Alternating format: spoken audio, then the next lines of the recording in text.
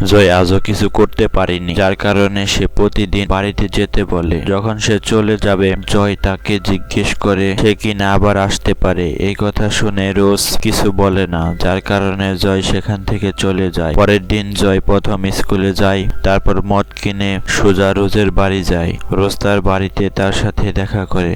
যখন সে তার বাবা মার কথা জিজ্ঞেস করে জয় বলে তার বাবা মা একজন ধনী ব্যবসায়ী এবং তার মা ছিলেন ফটোগ্রাফির শৌখিন। তার বাবা তার মায়ের জন্য একটি স্টুডিও তৈরি করেছিলেন, কিন্তু আমার মা সফল হতে পারেননি, তাই তার স্টুডিও একদিন বন্ধ থাকে। কথা বলার পরে জয় রোজকে জ্বালাতন করা শুরু করে এবং সে উত্তেজিত হওয়ার সাথে সাথে এমনকি সে তার গুহায় আঙ্গুল ঢুকিয়ে দেয়। জয় তার হাত দিয়ে রোজের উত্তাপ দূর করেছিল, যা তাকে খুব খুশি করেছে। পরের দিন স্কুলের পর জয় তার বাড়িতে ছিল। তার মা জেরি বাইরে যেতে চাচ্ছিলেন, তাই তিনি জয়কে তার বোনের যত্ন নিতে বলেন। বোনের দায়িত্ব তার হাতে দিয়ে সে বাইরে চলে যায়। কিছুক্ষণ পর বৃষ্টি শুরু হলো। জয়ের দিদি টিভি দেখতে লাগলো। জয় সরাসরি বাইকে করে রোজের সাথে দেখা করতে চলে যায়। বৃষ্টিতে জয়ের কাপড় ভিজে গেছে, তাই রোজ তাকে জামা কাপড় পরিবর্তন করতে বলে। যখন জামা কাপড় পাল্টে দুজনই খুব গরম হয়ে গেল।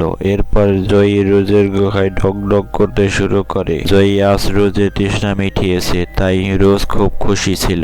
এদিকে রোজ তার প্রেমিকার গাড়ির শব্দ শুনতে পেল। কণ্ঠ শুনে সে তাড়াতাড়ি তার জিনিস গুছাতে শুরু করে। তাড়াতাড়ির কারণে সে জয়কে তার জামা মাত্র অর্ধেক দিয়েছিল তাকে বারান্দায় অপেক্ষা করতে বলে। রোজের প্রেমিকার নাম উইল। রোজ আশা করছিল উইল খুব শীঘ্রই চলে যাবে, কিন্তু বৃষ্টি জোরে নামার কারণে উইল যেতে পারে না। জয় বাইরে বৃষ্টিতে ভিজতে থাকে এবং খুব ঠান্ডা অনুভব করে। জয় সুযোগ বুঝে তাকে একটি কম্বলও দেয়। জয় আশাবাদী যে শীঘ্রই সে চলে যাবে, কিন্তু উইল রোজের গুহায় শব্দ করতে শুরু করে আর দুজনের কণ্ঠ শুনে জয় খুব কষ্ট পায়।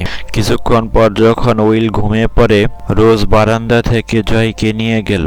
এরপর জয় সরাসরি বাড়িতে চলে যায়। জয়ের রোজ প্রথম ভালোবাসা ছিলেন, তাই তিনি অন্য কারোর সাথে জয়কে দেখতে পারতেন না। যখন সে বাড়িতে চলে আসে তার মা তাকে অনেক বকাঝকা করে। সে বোনকে একা রেখে কোথায় চলে গেছিল। জয়ের বাবার নাম নরম্যান এবং সেও বাড়িতে ফিরে আসে। নরম্যান জয়কেও বকাঝকা করতে শুরু করে, তার কথা না শোনায় অনেক বকাঝকা করেন। পরের দিন রোজ জয়ের স্কুলে তার সাথে দেখা করতে আসে। তিনি জয়ের স্বাস্থ্য সম্পর্কে জানতে চেয়েছিলেন, কিন্তু জয় তাকে খারাপ চরিত্র বলে এবং তাকে সেখানে রেখে চলে যায়।